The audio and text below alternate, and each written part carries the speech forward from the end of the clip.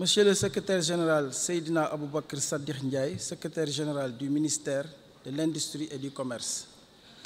Monsieur les présidents, Excellences, Mesdames et Messieurs les ambassadeurs, honorables députés,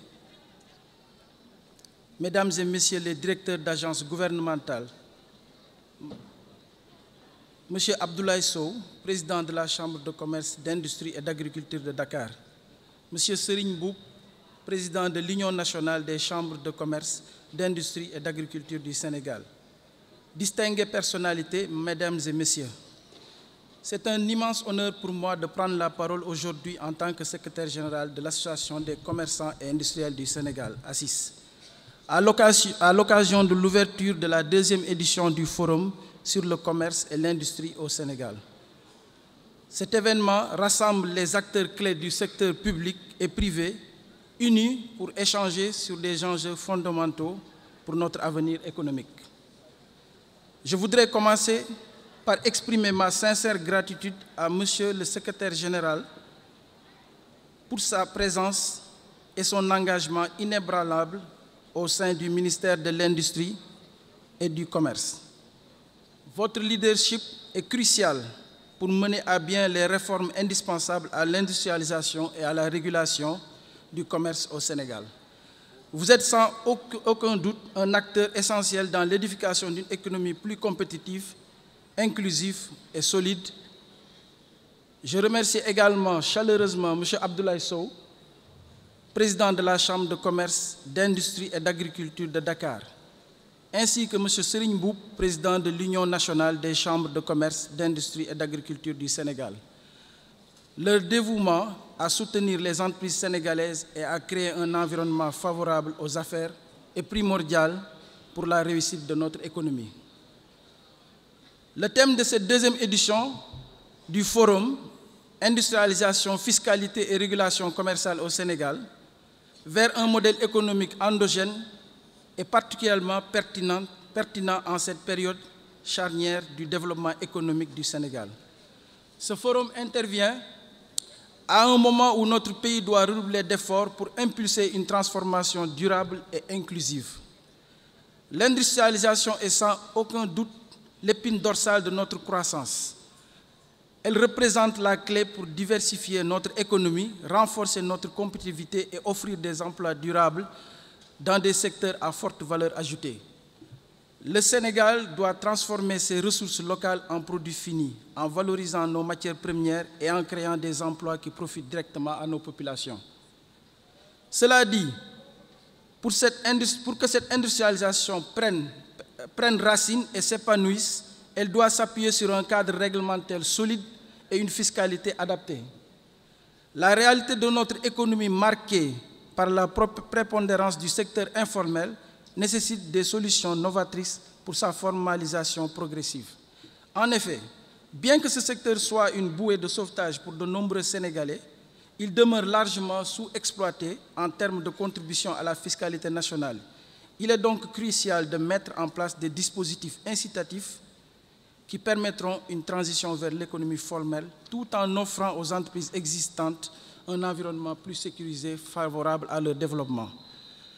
La question de la concurrence déloyale reste également un défi majeur pour nos entreprises. Trop souvent, nos entrepreneurs doivent faire face à des pratiques commerciales non éthiques, à des contournements des normes et à un manque de régulation. Cela fragilise leur compétitivité et met en péril la durabilité de leurs activités. Il est donc urgent de renforcer nos mécanismes de régulation afin d'assurer une concurrence saine, équitable et transparente.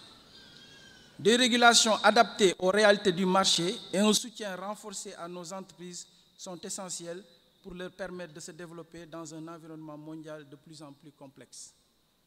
Un autre domaine clé pour le développement économique de notre pays est la modernisation de nos marchés traditionnels.